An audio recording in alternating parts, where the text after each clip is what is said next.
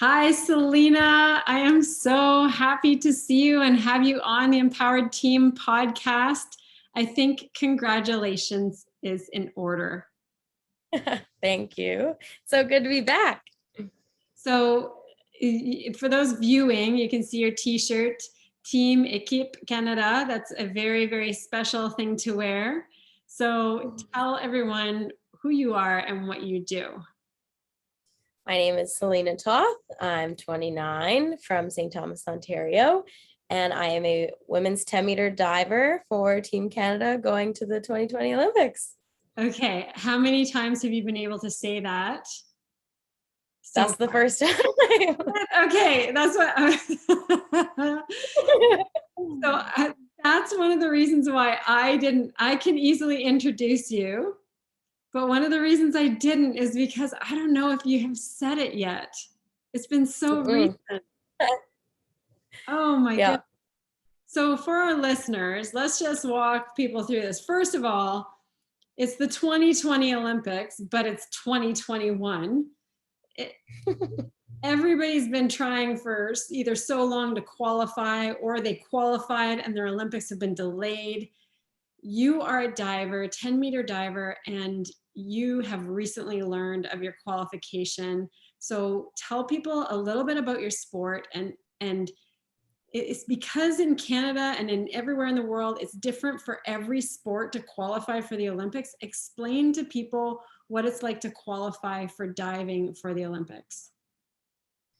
Okay, so it's usually kind of complicated because the year leading in, we have lots of competitions that you can actually use to get qualifying scores towards qualifying for the games.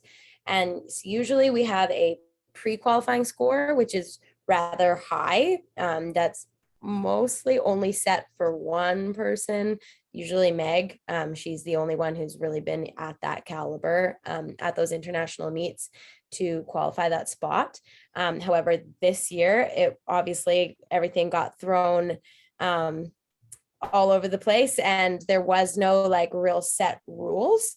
And we were just trying to compete wherever we could.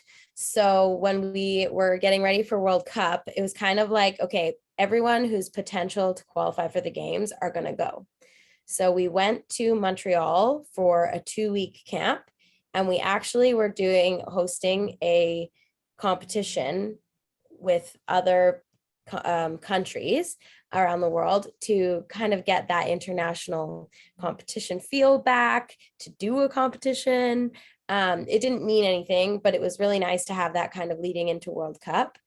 However, they had just went into a state of emergency in Japan back when we had it, which was, I think, beginning of May. So when we were in Montreal that April, leading in, getting ready, it was canceled that first weekend. So we were like, World Cup. Okay. Yes. So we were like, okay, we're not going. So then we were like, well, we're going to continue to go to the camp, be here another week, and have another like internal competition at the end of the week. It was awesome because that first time you're just getting the like cobwebs out and stuff. So it wasn't our greatest performance. But then the second week, it felt like we were back in it. It was really nice to be with the team and just kind of felt more normal. And then we decided to go back to Victoria. And because it was still up in the air if it was actually World Cup was going to happen, because nobody had a full, not everyone had all of their qualification spots, like countries and stuff. And so nothing was official. Nobody knew who was going from what country. Where was we like in Japan at the Olympic pool. Yeah. So like even us, Canada didn't have some spots that we should like absolutely have teams in. So we were all kind of like, what's going to happen? So we went back to Victoria. And then when we got back that next day, they were like, okay, so World Cup is happening. It's just delayed. This is the deal. If you want to go, you can go. But the COC is highly recommending that people who don't need to qualify don't go. And that like meant that I shouldn't go because women's 10 meter already had both 2 quota spots. So, but my 2 You- competitors had to go. Go ahead. But you weren't in one of those spots. So it wasn't designated to anyone. Okay. So Canada, so how we do it is we qualify our quota spots, but that doesn't mean it's your spot if you get it, which is what happened to me in 2016. I got Canada the 2nd spot, but it wasn't mine. So we already have my women's event full, technically don't need to be there, but the girls who I compete with in individual are doing synchro and they needed to qualify a spot. So they were both going. So I was like, well, that's not really fair if they get to go and practice at an international competition and I don't have that at all leading into to qualifying for the games. So I didn't know.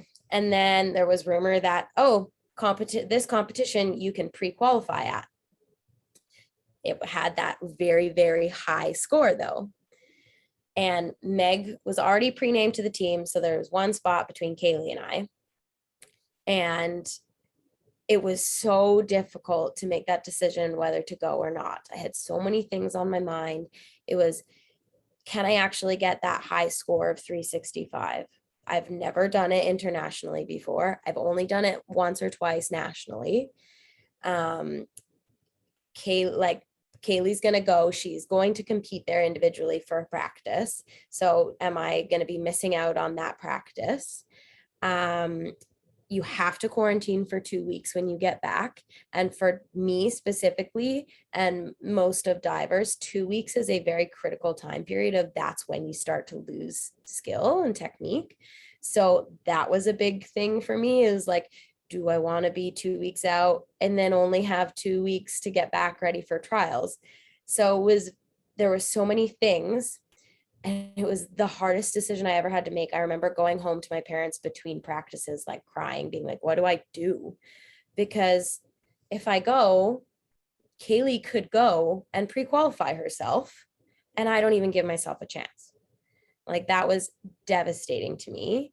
But there were rumors that like, oh, well, the best divers won't be there. So the scoring won't be high enough. It wouldn't be possible. So there were all these things floating around in my head. And was basically being told like, it's not a good idea, don't go. And like COVID too, that was scary still at that moment in time. No one's vaccinated. So it was a big decision. And I went to the pool on Monday because I had given that option on Friday. And I went on Monday and I told my coach and I was like, I can't say no because if Kaylee goes and gets the score, I didn't even give myself a chance to qualify for the Olympics. And he was like, oh yeah, that's a good point. So we got on the phone with our technical director and was like, Celina brought this up. Like, this is a very valid point. And he was like, oh, no. Like, we won't, this isn't going to be a pre-qualifying meet. We want trials to be the competition. So that made my decision way easier. And it wasn't going to be an eligible competition for qualifying for the games. So that was great. And I stayed home. It was hard to watch everybody together again, but it was a good decision for me. And so we trained hard through it. And then we get to trials and more rumors flying around of what scores, like they were allowed to use their high scores from World Cup. And then I was like, what? That's not fair. And then like some people are eligible, some people are not. And then Kaylee got injured. And so it felt like, well, this is now my competition to lose. Like it was so chaotic. I've never been more stressed in my entire life for a competition, because I came in ready for a fight. I knew it was going to be very difficult to compete against Kaylee. And this was going to be the event of my life. And then she got injured, and then I still have a job to do. Like it doesn't mean it's mine just because she's no longer here. Elena was still in the event. And then I get to the pool morning of, and then Elena drops out. And I'm like, what? Like, what is happening? And I never got a chance to talk to her. So I don't really know the story yet there. And yeah, so it just came down to like me competing against me. And it was it was so weird because I didn't even have the best performance. Like I have good dives all across prelims, semis, finals, but I never did them in one good list. And then I ended on a terrible dive in the final. I was so disappointed. And I thought, oh my God, it's over. I didn't qualify. Like this is done. And I didn't know right away. And then the technical director came up and was like, oh, like my grand diver is going to the Olympics. And I was like, oh my God, okay. Like it was such a crazy roller coaster over the last like month, but extended to the whole year. Just, yeah, the qualifying was, I don't think for me, I ever knew what it was. So the fact that we're here and we're going is like mind blowing. What it's exactly what you just described, this emotional roller coaster. How so, I want to put this in perspective for people, because one of the reasons that athletes go to training camps, is to remove all of the external stressors, to remove the stimuli, because we know how Yeah. much better we athletes, any of us, perform when we've removed all those extra stressors. So now you're in a situation where you've got all this internal dialogue, you've got all these extra stressors, you've got extra unknowns and last minute things that you weren't expecting to happen. How Yeah. how were you managing that pressure or that stress or that roller coaster of emotion that you were experiencing just to try and qualify? Like, is there techniques that you used?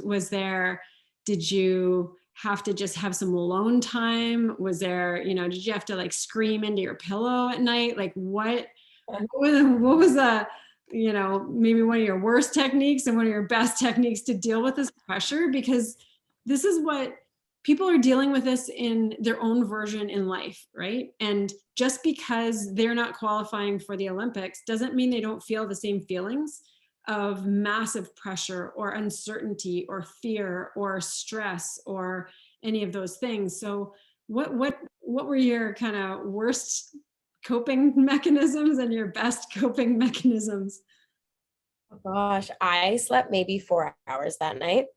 I like it was insane. So that was like adding more stress to it because it was like, oh my gosh, I'm gonna be so tired tomorrow. Um and I think in the prelim, it I did okay. I missed my two easiest dives, but I was very kind of calm and like too chill.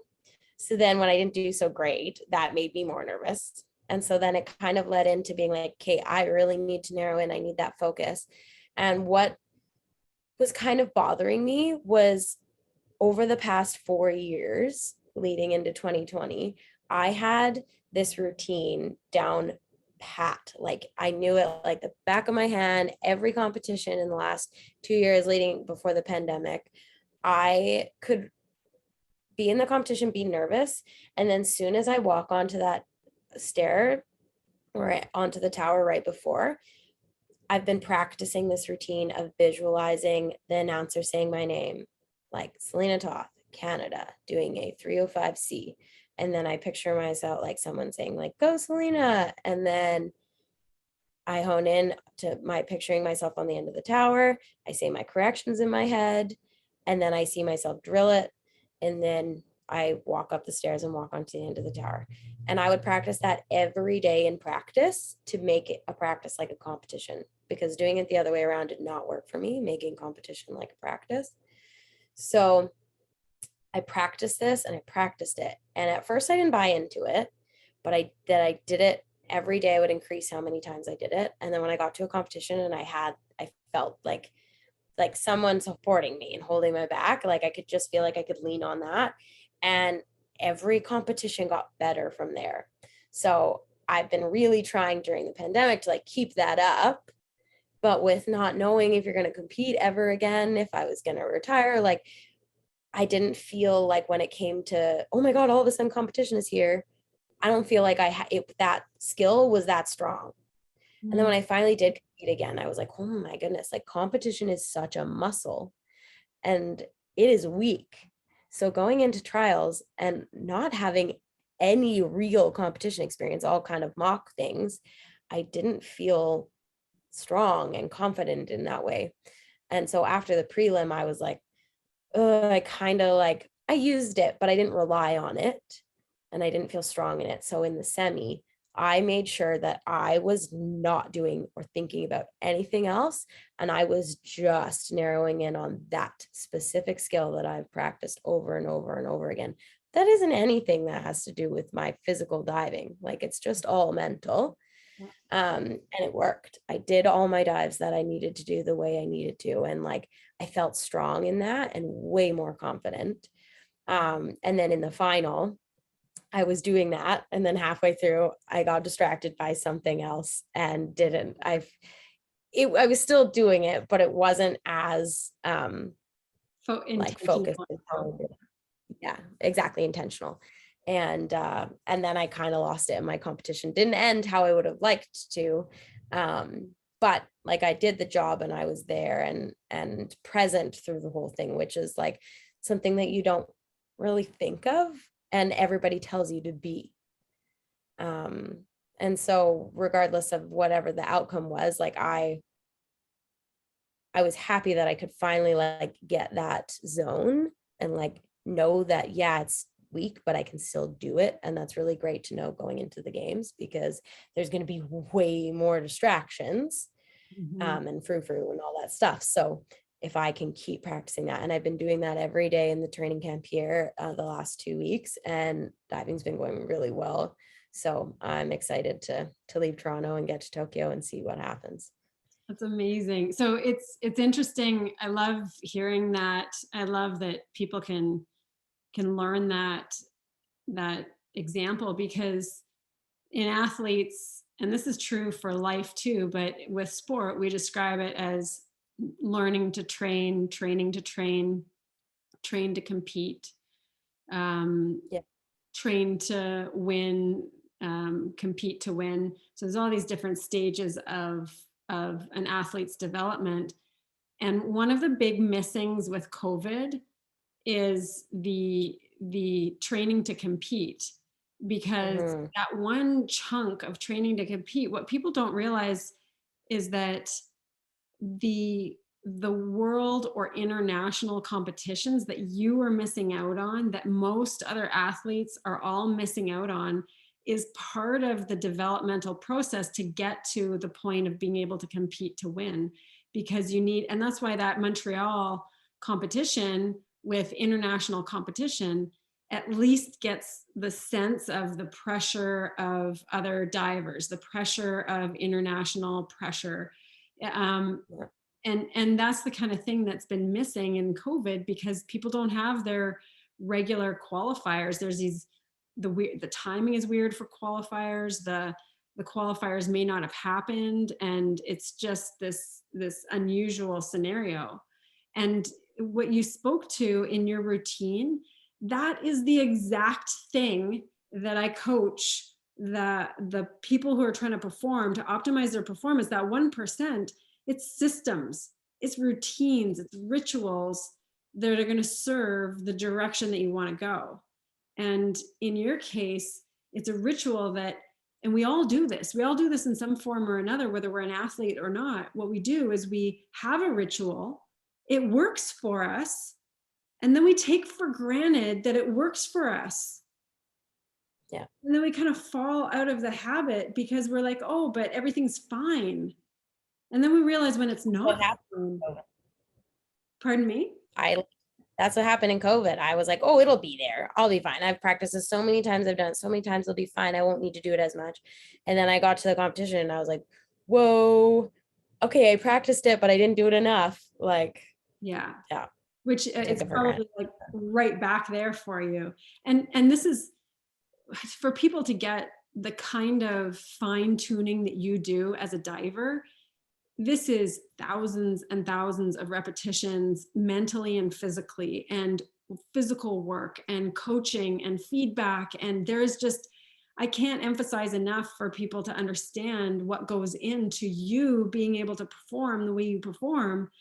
And, you know, it's interesting how you don't come saying, well, yeah, it was that one move that I haven't perfected and da, da, da. No, it's the ritual of the visualization. And most people, there's a little too much emphasis on visualization. A lot of people will flippantly say it's just as important as the physical side. Neurologically, it's not. We need to have the visualization, but we need to go through the actions too to support the visualization. But so then it imprints for our brain. But man, like, what an incredible example, because it's so true for what you need for your highest performance, but also what everybody needs for life in order for them to go in the direction that they want to go, and just how easy it is to fall out of it, you know? So have you had a chance, because you're right into training, you have to put so much emphasis on preparing. Have you had a chance to even really be excited and celebrate that you're going? Um, sort of, not really.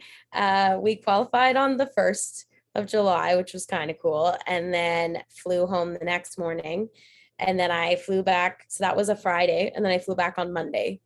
And so I didn't have any training days at home. Like, I literally got home Friday, went to the pool, saw my teammates, said hi, goodbye. And then like I spent a night on the beach with some friends who wanted to drop in, and then one night with my family and my boyfriend, and that was it. I flew back and we were right back into training. And so like that quick weekend turnaround, I don't feel like I recovered at all. And then we get here and it's just like right into it. And like I had a lot to work on. You're in So, Toronto now, but you were in Victoria. Yeah. Okay.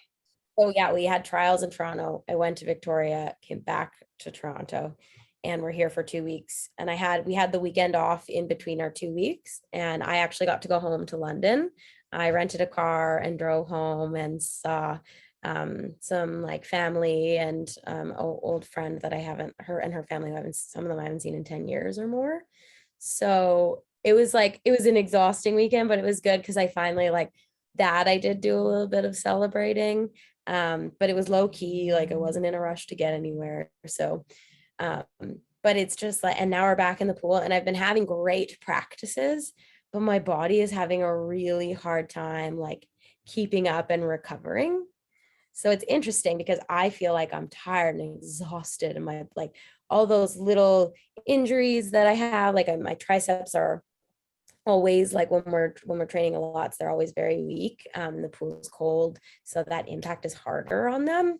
So all those little things I feel just a little bit more because the intensity is happening and it's exciting, and you just feel it a bit more. So I feel rough, but like still things are going great. So I don't know, it's a hard balance to Mhm. find.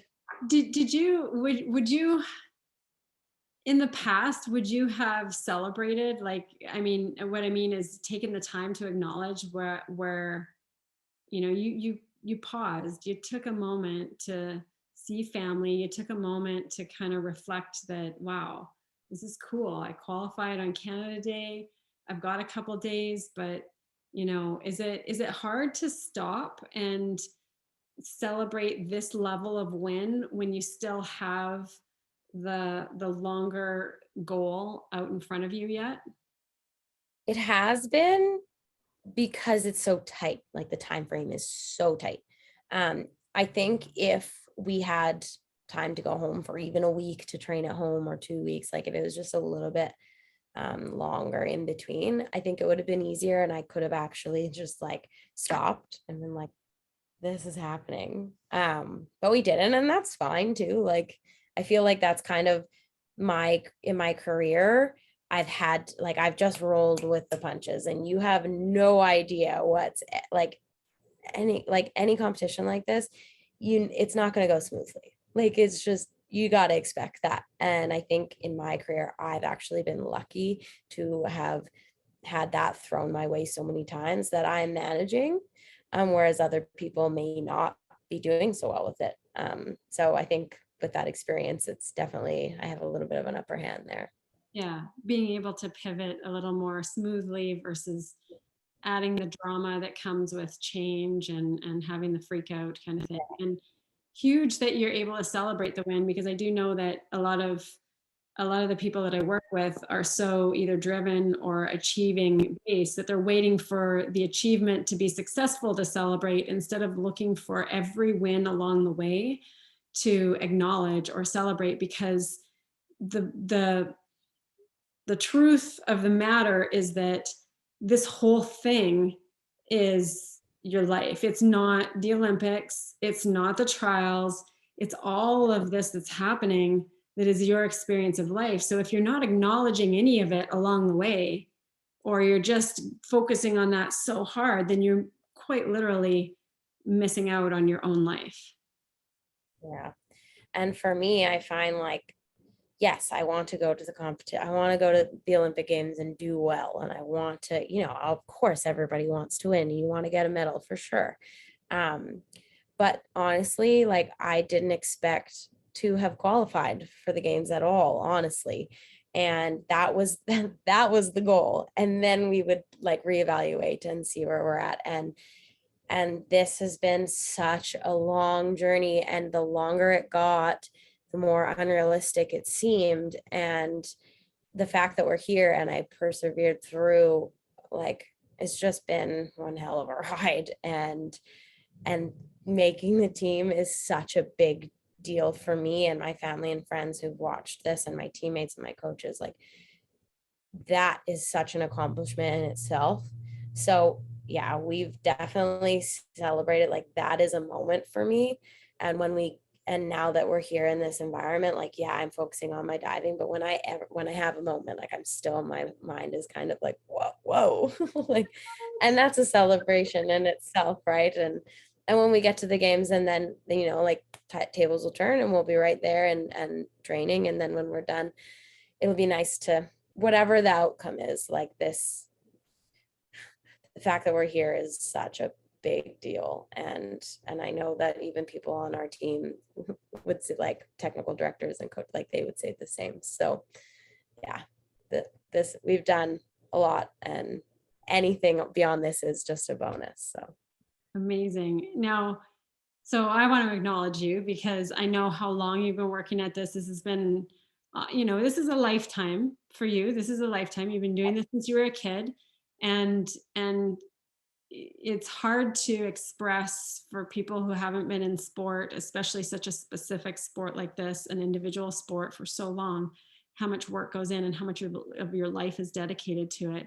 So I really want to acknowledge you for that, and just continuing to persevere, and just that this is coming to fruition in a way that, you couldn't have planned any better than this. And um, so with all of that mental and physical energy going on, you've talked about how, it's the little things. You've been mentally fatigued and drained, and the emotional roller coaster, and now you're seeing kind of the physical little things come out. What are a couple of the best things for you to recover? What are you finding that you respond the best to for recovery? That that if you get this one or two things in every day, that's going to make a big difference for you being able to continue to perform day in and day out. the one thing is nutrition, which unfortunately is going to be very difficult with travel and not knowing what food is going to be like on the other end, and just like it being completely different from my everyday day to day. So that we're prepping as best we can to take stuff with me to be ready, but you just never know, since it's such a long, it's going to have been a month from when I get home to the day I left. So it's a long time. But just taking care of my body with Advil, making sure like the inflammatories are like doing the job, and keeping the muscles, prepped and ready, and ice, so that like I have to ice after every practice now. Like I don't even I'm not taking that for granted. We're doing that because it's just, the muscles just take such a beating, I guess. And I've got my Normatec here. CSI has lended that to me, so that goes with me everywhere. Norma's my best friend. I do it every day. So it's just all those little Describe little things. Describe a little Normatec session. Normatec. Mine is so Normatec is a big, like the compression pants. I have the two big legs and I do 40 minutes or more, depending on if it's the end of the day or if I'm doing 2 sessions, I'll make it a little bit shorter. But and I got on full blast at 7, just like, getting those legs nice and tight and kind of compress the inflammation out.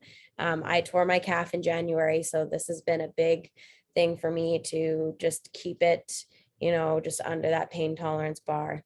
And it keeps me going. It's definitely been a huge help this year.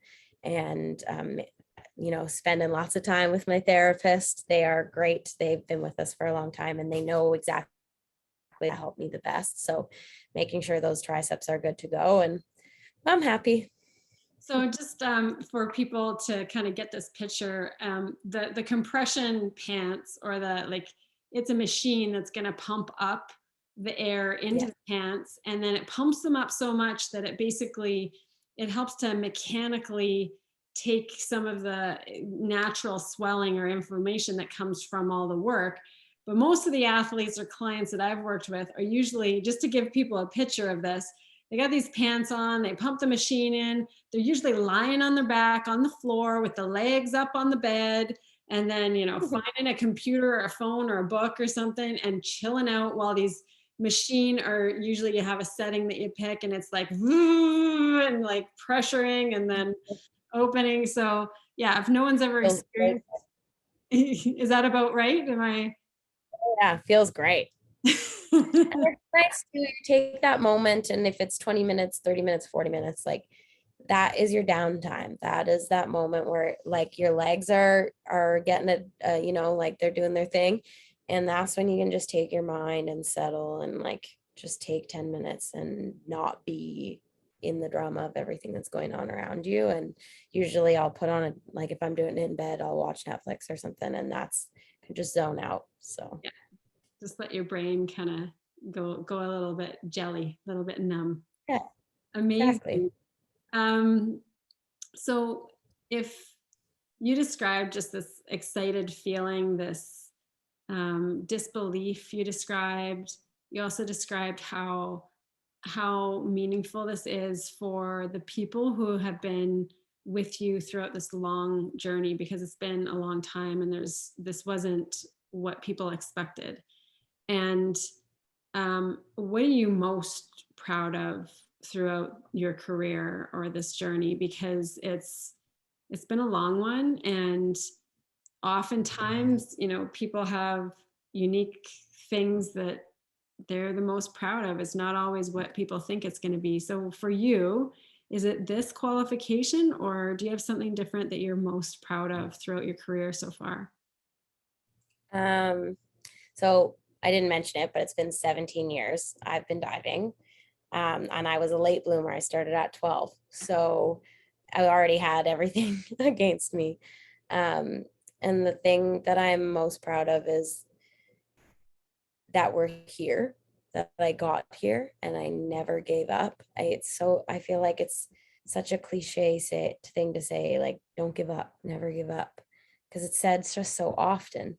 But I now like that I'm going to the Olympics. I can now say that with conviction, like, do not give up if you have this dream and you're told no, or you're not good enough, or you're too fat, or anything. Like, if you want it, just don't give up. And if it doesn't happen, you can be so proud that you never gave up and still kept trying, because I would have felt the same way if I didn't end up qualifying 2 weeks ago. Like, the fact that I persevered through so many things that were just like, no, you're not the one. You're not going to be the one. And I'm still finished that competition, even without my best competitor in the event. And I still did it because I could have just been like, oh, well, like, or, she's not in it, so it's mine. So I don't have to try hard. Like, no, I still wanted to have a good performance, and it didn't mean that was it, and it was over. So that is the biggest thing that I'm proud of, because so many people have done this with me, and it's not just me. Like, I didn't, yes, I am the one going and I'm the one that physically did it, but I'm not the only one behind all of this. And I couldn't have done it without anyone who's known me since day one of diving. So we did it, and that's what I'm most proud of. Amazing. I love that for you. And I know how much, or I have a sense for some of the things that you've gone through. And it's like you said, being told no, being told your body's not right, being told that you need this or that, being told you're not the one. It's it's big. And I can only imagine the kind of mental strength that you've developed by continuing on when you there was probably moments where you wanted to believe them instead of believe the people who believed in you or believe yourself. And Yeah. so there's a saying, there's something I say to our coaching group, and it's that you don't have to believe that you can do it, you just have to believe it's possible. And I almost feel like you're an example of that. There were probably many times that you didn't believe that you could. There was, you just said a moment ago, like as the journey got longer, it seemed more and more unlikely. Yeah. There were probably times you just didn't quite believe you could, but you still believed it was possible. And other people believed in you too, and you still believed in yourself. And that's so, so powerful. So Yeah. unbelievable. Thank Um, you. if there's, you mentioned some tips on your personal recovery.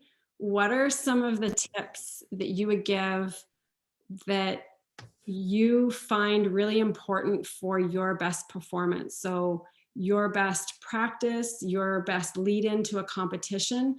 What are, is there music? Is there certain kind of top tips that are your things that you wouldn't go without for going into creating your top performance?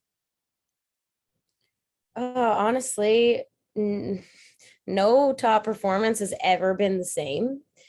Um, so I don't know. I find that when I get closer to competition, my appetite changes and I eat less, which I know I shouldn't be doing. So when I do eat, I'm making sure that I'm eating the right things. Um, and I'm not getting mad at myself if I don't like that. I don't want to be in a position where I'm down on myself and I'm supposed to be performing when I know other people are going to be, having expectations of me. So just being nice to myself is a big deal as well. Um, but like, I have a shirt that I make sure is with me and I try to wear it. I'm not superstitious in any way, but just kind of having those comfort things with me. I have my music. Sometimes I only listen to one song during the whole competition if I have time. Um, and I'm always playing solitaire or Sudoku on my phone so that I can have like block out that mental noise as well. Um, but honestly, nothing has ever been the same. And I think that kind of goes with, the uncertainty of any event, or um, I just have to be comfortable with, and I've said this before, be comfortable with the uncomfortable and go with the flow. So to have those little things, just making sure that I'm rested. If not, that's okay. Making sure I'm eating. If it's not the greatest, that's still okay. If practice doesn't go well beforehand, that's okay. It doesn't mean that I'm not going to do well in the event. Um, because all of those things that we talked about still come into play. I'm still going to come in the event, and I'm going to narrow that focus and have that training that I've relied on in my routine. So it's all there. Just got to That, be okay with it. that's such a huge thing. The it's so simple. It sounds so simple, and I think it's so hard to do for so many of us. And it's just a simple thing of being nice to yourself, like that. Just not beating yourself up is a skill in and of itself that can go so far in progressing our own personal performance in whatever the realm. So being nice to ourselves and not wasting our own energy and wasting our own focus on beating ourselves up. And for you, my goodness, like you've got repetition after repetition, day after day after day. And so you could be spending a lot of time picking apart so many things that just doesn't work, you know. So that's really neat, very impressive. When you are eating the right things, and I quote unquote, because we try not to right and wrong and all of that, but what's really, what do you feel really nourishes you well when you're training or going into competition? What are some of your favorites, just out of preference, not necessarily, you know, it's not necessarily the food for the next person, but this is your preference. If I could live at home and compete the night before, I would have like a really good steak, like just like lots of protein, yams, and like a really good salad with feta cheese. Like just, it's got all of it. I meal. It's healthy for you, which is great. And yeah, it just makes me feel good afterwards. And I feel like happy. The yams are just icing on the cake. I actually made yams for dinner multiple times while we've been here and made some for my teammates, and they loved it. So if there are those at the games, I'll be sure to eat those. So to be clear, so that people understand, you're cooking your own food right now when you are almost on your way to the Olympics. You're doing your own cooking. And Yeah. this is something I think people are in a bit of a bubble when it comes to our athletes and our sports. You're probably in a hotel right now. Yep. And you're cooking your own food. So you've got a kitchenette in your hotel. Yes. Now for trials, we're in the same hotel. Everybody else had support financially to be able to have a kitchenette. I didn't. So before trials, I had my own room with no kitchenette, just a mini fridge. And so I had to order food a lot. That was really difficult. So now I'm grateful to be here in a kitchenette. So it's so profound because you listed as your number one recovery tool nutrition, which would hold true for most athletes, as their nutrition is one of their top elements of performance, their performance enhancing habits. And at trials, you have no kitchenette. And now you have a kitchenette. However, you're cooking for yourself. So this is one of the other things that you do. You don't have, you know, I think of places like the Australian Institute of Sport has an entire cafeteria that has everything nutritionally labeled for every athlete coming through, whether it's the rugby players or the swimmers or whatever the sports are, because everyone's centralized in that zone. And they can That'd pick, be nice. what's that? So that'd be nice. They can pick the healthiest food.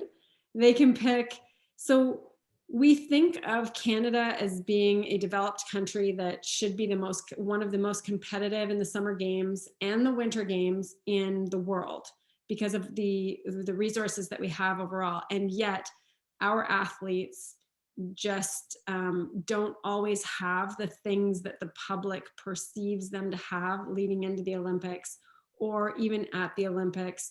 And so the only reason I point that out is not to be critical of Canada, but so that the public understands that when we talk about persevering, it's quite literally your perseverance. It's your decisions along the way, because you're not in an environment where people have told you exactly what to eat or given you the food or been guiding you in certain ways. A lot of your process in the last 17 years has been guided by you. And then only along the way do you start to get some expertise to support you as you go along. And then that team builds the more success that you have. But yeah, you are cooking your own food prior to the Olympics. And someday you'll look back and go, back in my day, I made my yam. So I what, it's funny because my boyfriend is always like asking questions randomly like this, and then I'll be like, no, we don't have that, or no, it's not that simple. And he's like, what? It blows his mind. He's like, how do you not have that? How is it not done for you? Like, what? You can't have laundry done? You have to pay for your laundry? Like, yeah.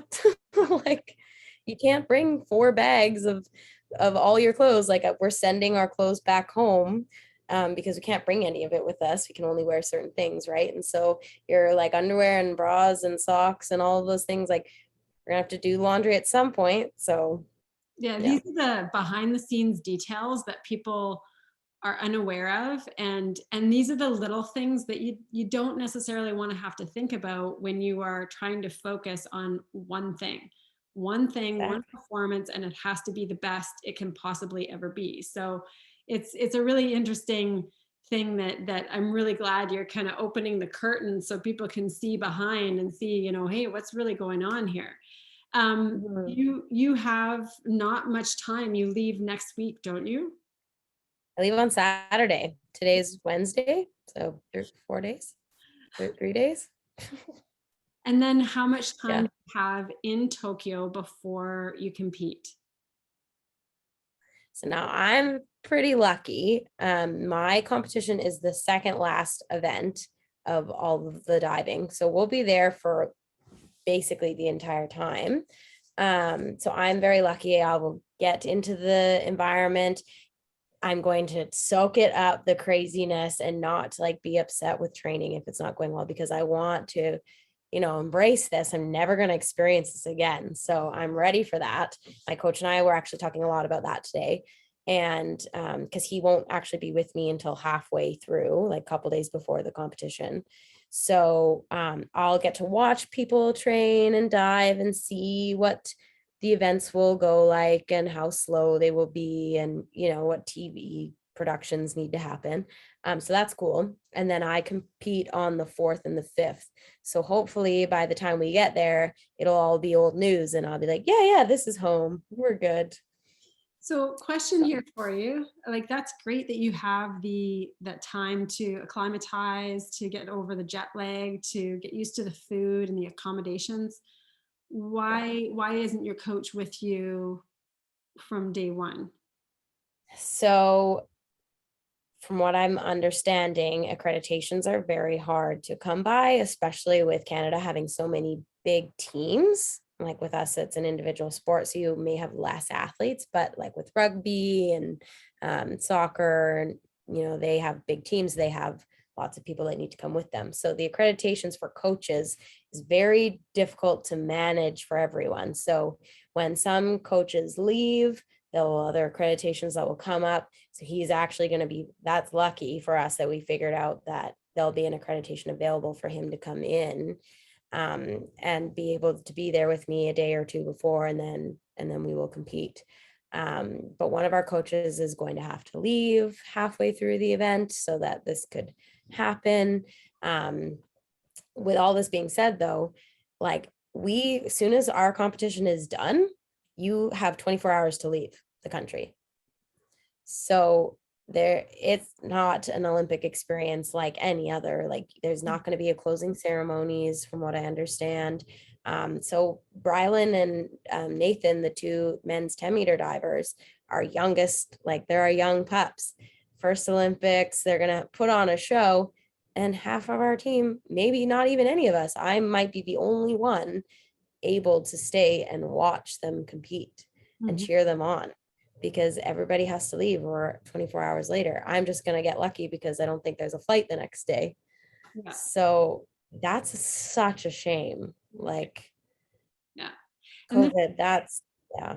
this is the other element. I mean, there's just the logistics of a regular Olympics, and now you've got these other logistics of what COVID brings to it, and it's one of those things that it's not ideal. And I wonder about this Olympics because there's situations like this where everyone would think, well, if you're there, your coach would be able to be there coaching you because this is something that is critical to your performance, but they're not. And And then at the same time, in most Olympic games, most people don't realize this, but because the Olympic qualifier is so important to be able to get to the games, many athletes peak at the qualifier, especially in individual sports. So especially gymnastics, track, swimming. And they do everything to plan and periodize to perform their best at the trials or a world championship, whatever is a qualifier for the Olympics, that's where the world records are set, not at the Olympics. You get a lot of Olympic records set, but not necessarily a world record set, because the Olympics, most of the athletes are exhausted from doing everything they had to do to qualify. And so it makes me wonder whether this Olympics being so different and qualification being so different, some athletes having almost a year off and a lot of recovery that maybe they didn't know, or maybe a lot of too much recovery and they've gone the other direction. What do you think is going to happen in this Olympics? Do you think there's going to be way more world records? Do you think it's going to be harder to get that because there's not the fans there? Like, what do you think is going to, any thoughts or predictions on that? Honestly, I have no idea. I think it'll depend on the sport. Like you said, people were peaking. I am thankful that I didn't end up peaking. Like, that was the plan. And I'm glad that I messed up and I had things that I can continue to get better going into the game. So for me, that is great. Have things to work on. But others, yeah, I have no idea. I don't expect, honestly, some of the diving to be that great because we haven't had competitions. And Yeah. that's the thing for us, is like, you need to practice competing it to be really good. That being said, though, there are some people who, underdogs like that, those are things for a reason. There are underdogs. They could come out, you could have some people you don't expect having amazing performances. That's kind of what I think. I think it's going to be mediocre, and then you're just going to have some people that blow you away, whether they are amazing, like that they're good, or you've never seen them before. Yeah. And that, for our sport, that's what I think it's going to be like. For others, I'm just excited to see what happens, because it could be a total train wreck or it could be amazing. And that's what makes it fun. That's what makes sport enjoyable, and why we watch it, because you don't know what's going to happen. And if you did, we wouldn't watch it. So Yeah. Well, I want to, I love it. I love your predictions. And I think too, I think there's going to be so many great surprises that we can't possibly predict. On our last note, is there anything that you want to share with others, that either a message that you want to send out, or something that's really empowering for you that you'd like to share with others? Is there a last message that you want to impart on others?